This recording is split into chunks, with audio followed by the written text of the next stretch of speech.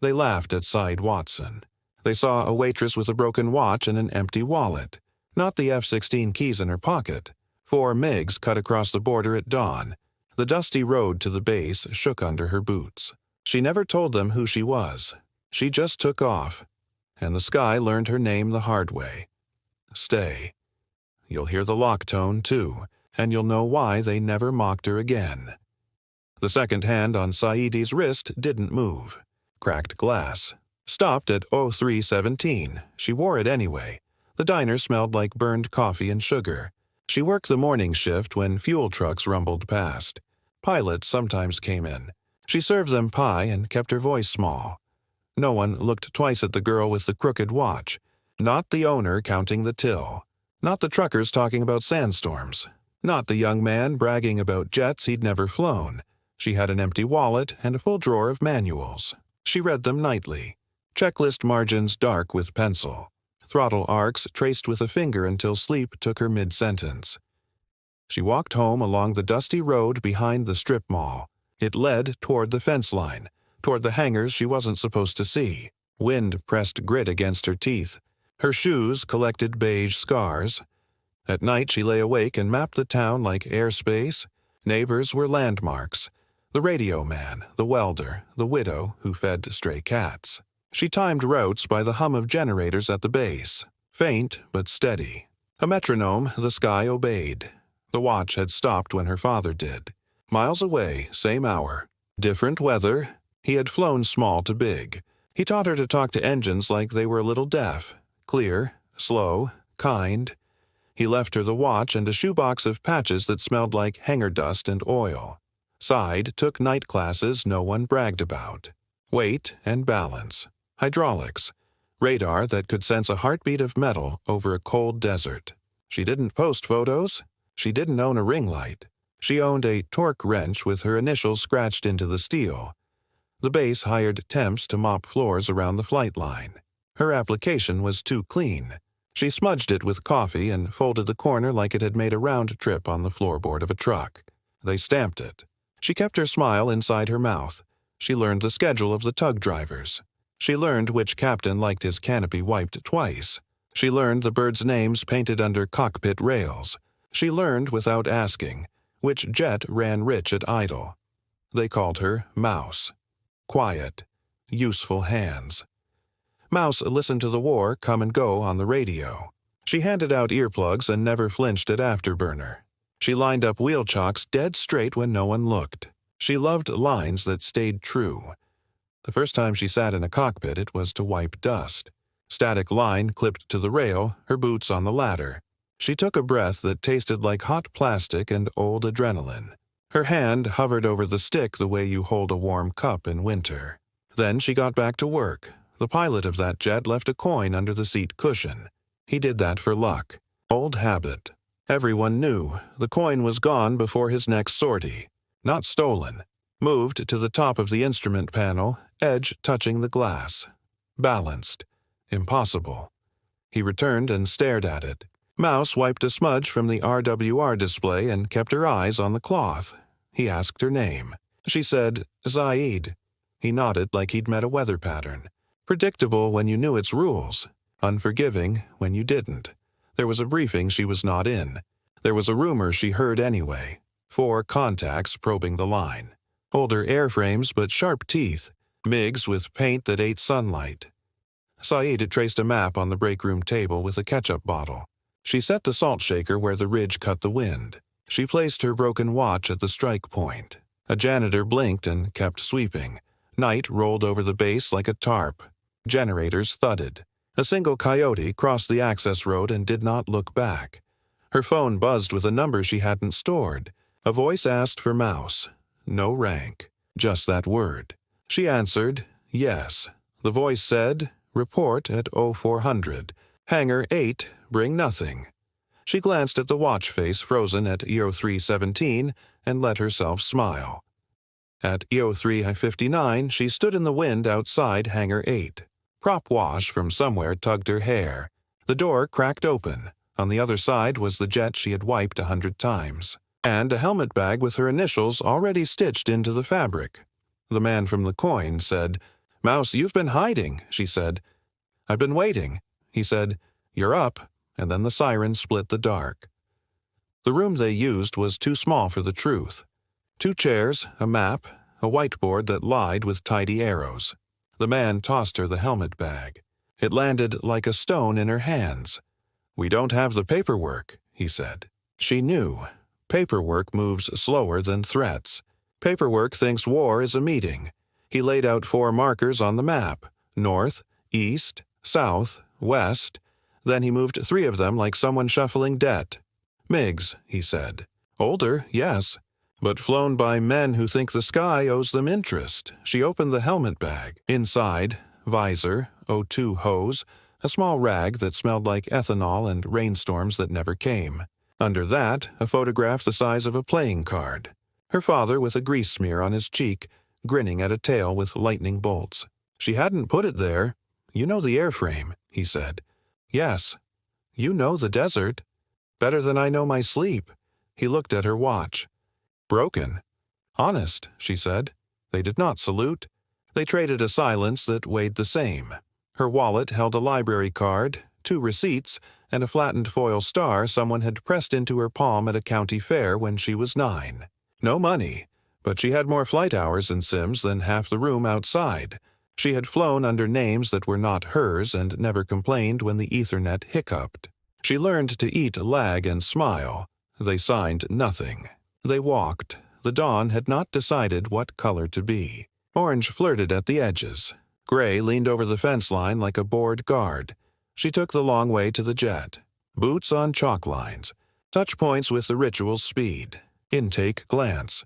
Leading edge fingers. Gear doors like jaws, sealed tight. Ground crew watched with the open stare people use when a magic trick begins, and they're not sure they want to know how it's done. Her hand met the ladder. The aluminum was colder than it looked. Up. Seat. Belts. Pins. Switches that had slept now waking in sequence. Systems hummed like a choir testing each vowel. Her call sign had never been said aloud. The tower used her given name. It felt like a secret mailed to the wrong address. She breathed in until the mask pushed back. The man from the coin climbed the ladder far enough to rest his hand on the rail. "Mouse," he said, "don't chase the first kill. Make the last one your plan." She nodded. He looked into the canopy like he could see the ghost of his own first time there. He descended without another word. Taxi. The world shrank to triangle signs, fingertips, the tremor of power waiting for permission. The runway did not move. She moved the earth instead. Afterburner burned like a promise. Rotation. Weight left the wheels as if it had never belonged to them. Gear up. The town unrolled flat. The diner was a stamp on a letter to nowhere. Altitude tasted like old pennies and cold knives. She climbed until the morning got thin. The G-suit hugged and judged. The horizon took a breath and lengthened. Her watch face caught a sliver of sun and pretended to be new. Radar painted. 2 returns. Then 3. Then the last one. Lazy, like a drunk cousin late to a fight. She counted to 8 in her head and then broke the habit so it wouldn't own her. The radio gave her numbers and rules. She filed the rules under useful until not. East turned to a stain of heat. West waited with teeth. She rolled. The first contrail she cut looked like chalk scraped across slate. She wondered if a child below would stop on a dusty road to trace it with a finger. A wax voice flat as a calendar. 2. Hot. 2. Cold. 1 undecided. She laughed once. Not at the joke. At the fact the sky always leaves room for doubt. The first MiG showed itself without shame. Silver. Old swagger. New paint. The kind of plane that makes museums jealous. She breathed. The tone whispered. The crosshair kissed the right distance like a greeting you only use with people you trust. She held one more heartbeat than doctrine allowed. Doctrine doesn't pay for funerals when doctrine is wrong. Fox 3, she said. The missile leaped like it had somewhere else it needed to be. The radio waited. The sky did not. She watched the return split into noise. A bright petal of fire bloomed and blew out. Then everything inside her went quiet in a way the ground never understands. Splash, the AWACS said. You could hear the paperwork sighing somewhere far away. Saide didn't bank toward the bloom. She let it fall behind the shoulder of the world. Her RWR ticked twice, then screamed. The second MiG wanted her alive long enough to enjoy the chase. She put the jet where joy couldn't keep up. And then, the third return vanished like a lie corrected mid-sentence. She had learned roads first, skies second. Ground taught her how distance lies. Skies taught her how it tells the truth. The third contact had not blinked out. It had hidden. Terrain masked it the way a hand shields a match in wind. She dropped a sliver. Not enough to be stupid. Enough to turn the desert into a partner. Sand ridges rose like old spines. Heat shimmered until shapes misbehaved. The MiG that had wanted joy now wanted angles. It slid left to drag her into thin air. She refused that invitation. "Two's cold," the radio said. She didn't answer. She let silence do the math. Her father's voice arrived from nowhere. Not a memory, an instruction. Fuel is a promise you can't break twice. She glanced at the totalizer. Enough for the plan. Not enough for mistakes. The second tone bled into her bones. Missile out there. Not hers. She rolled under it like a door whose hinge she had oiled herself. Contrail above her drew a pale scythe. It kept going. It would die bored. She pushed north to paint the hidden one. The desert obliged. It lifted the target's shadow onto her scope like a secret photograph. Fox 2, she said. Old school, hot-blooded, the kind of shot that requires breath kept on a leash. The seeker's growl filled the canopy. She released at the last clean note, the one you only hear when you've broken your heart for a machine's trust. Hit. No theater, no bouquet, just a shape changing its mind about existing. 3, she marked. Her voice surprised her with how calm it was. The second MiG was still alive and offended. It cut across her nose with a roll that said, "Watch me." She watched. She learned something about the pilot. He was not reckless. He was proud. Pride does not improvise well. She dirtied the fight. She dragged him down where dust wrote the history of every landing gear that had ever kissed this desert wrong. She let him see the road she walked each night, the pale stripe that cut past the fence toward the diner and the apartments with windows that never opened all the way. He dove for a notch between hills that was, to be fair, beautiful. She did not call it a trap. She called it a shortcut. Her empty wallet flashed in her mind. What can you buy with nothing? Time, if you're careful. She bought 3 beats with a throttle change he didn't expect. He was late by the width of her broken watch's crack. Fox 3, she said. Lock, release. A ribbon of law leaving the rail. He flared. He dumped chaff like a man tipping the contents of a suitcase he never meant to show anyone. Her missile passed the lies and chose the truth. The shape lifted, then fell out of the equation. Her hand trembled once, tiny, like a leaf telling the tree about wind. Splash, she said. Then, how many left? Last one, AWACS said. High and patient as a priest at a card table. It looks like wisdom. It is hunger. She burned up to meet it and let the jet sing its one loud note. She tasted iron. She thought of the coin balanced on the panel. She had not looked for it before takeoff. She wanted not to need it. The last MiG stayed wide. He knew he had the better view. He circled like a hawk that had read books about hawks. She opened the circle, made space, dared him to close it. He did, but not all the way. Smart. She loved him a little for that. Mouse, the coin man's voice cut in. Don't write your name in smoke. Write it where ink won't run. She smiled inside the mask. Copy. She broke up, made herself ugly on radar. She put herself where algorithms argue. She hopped frequencies like a fence line at dusk. The last MiG blinked. For a second, his nose pointed at desert like a question. She dropped the nose 1 degree and felt the whole sky tilt. Tone. Lock. That clean note again. The one she knew as well as her own breath, she whispered. Now! The missile left with a sound that never gets old even when you are. There's a kind of silence only metal can hear. The explosion made that silence appear between heartbeats. The last return became a rain the desert would keep. 4, she said, not loud. Her hand found the watch face with a thumb and pressed as if it might move. RTB, the radio said. Return to base. 3 words that don't promise much but mean everything. She set course. The horizon calmed. The desert looked up like a dog that knows it did good. Then her canopy flashed with a reflection she couldn't name. A 5th blip woke on the edge of the scope, faint and fast, like a rumor trying to become a fact. Fuel drew thin lines across her thoughts. Distance added its own math. One more fight and she would owe the desert a favor she couldn't afford. The blip wasn't a MiG. It moved wrong. It moved like a mosquito that knew it was being watched. Drone. Decoy. Or something with a pilot scared enough to be efficient. She widened the scan and tightened her jaw. No answer. Just that faint light at the edge of knowing. Say again, picture, she asked. AWACS paused. The pause was the picture. Single unknown, they said at last. Vectoring away. You're clear to ignore. Clear to ignore is a phrase the sky says before handing you an invoice. She watched it run. She let it. Fuel insisted she be reasonable. The airfield pulled at her like gravity with manners. She throttled back. The jet settled into a long exhale. It hit her then. Not the fear, not the thrill.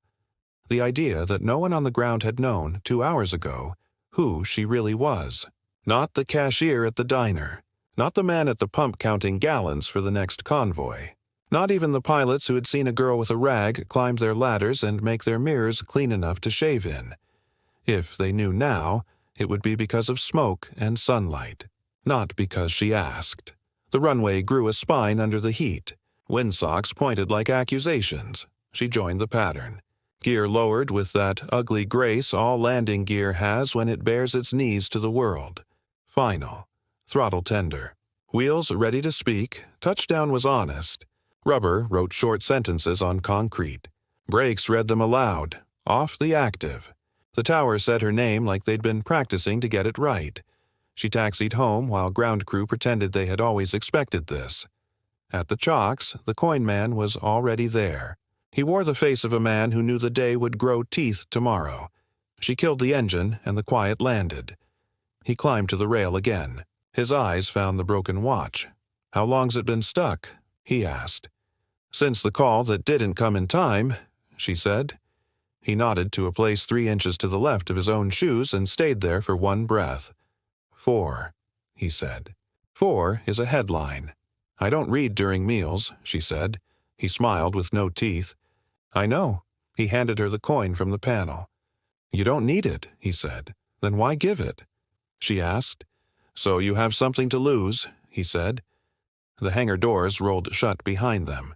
Inside, voices burned sugar into air, the kind of excitement that makes reporters invent adjectives. They put her in a room almost like the last one.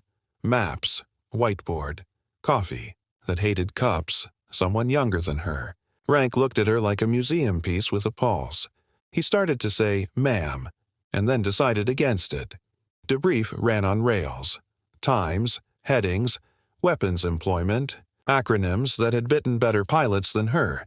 She kept her answers clean. Not humble, not loud, useful. When it was over, the commander, who had 3 wars folded into the lines around his eyes, closed the folder and met her face with the slow weight of respect. You want a squadron, he said. It wasn't a question. I want a sky that doesn't eat children, she said. He nodded once. He knew he couldn't sign that. In the corridor, a public affairs officer orbiting a camera crew tried to intercept her. She tipped her shoulder so the orbit missed. She escaped through a door that stuck and then gave up. Outside, the wind tasted like pennies again. She walked the long way to nowhere. Past the dumpster with the lid always blown open. Past the line where the concrete turned to dirt. The dusty road waited. It didn't care who she was today. Her phone buzzed. Unknown again. She answered and heard nothing. Then a recorded click and a voice that had taught her the difference between trim and luck. Her father in an old voicemail she'd refused to delete. "You're going to be fine," he said. "Remember, don't argue with the airplane. It is what it is." She stopped walking. A shadow crossed the dirt. She looked up. The unknown blip, the mosquito, had never left. It had circled until the light fell right. Now it came in low over the fence like a rumor with proof. It wasn't a drone. It was a camera ship with lenses like eyes that don't blink. It banked for a shot of the person on the dusty road, the one with the helmet bag and the broken watch, and right then, the siren started again. The second alarm is the one you never forget. The first proves you can. The second proves you must again. Floodlights woke snakes of shadow on the tarmac. Ground crew ran with that efficient ugliness speed gives to bodies. She ran too. The helmet bag bounced like a second heart. The coin man met her at the ladder with a look that said the brief would be in the air. He slapped a patch on her shoulder she didn't have time to read. "Same play?" she asked. "Different stadium," he said. She strapped in while the world shouted in 3 languages. The jet did not shout. It hummed and waited to be asked. Taxi without permission reads as panic. She waited. They gave permission. She moved. Air is thinner at night even when the numbers disagree. Stars looked like dust someone tried to shake out of black cloth and failed. She climbed into a darkness that wasn't empty. It was full of things that believed in not being seen. Wax shaped the night with syllables. Multiple groups. Angles unknown. Watch for spill. Spill is when fights go where fights should not.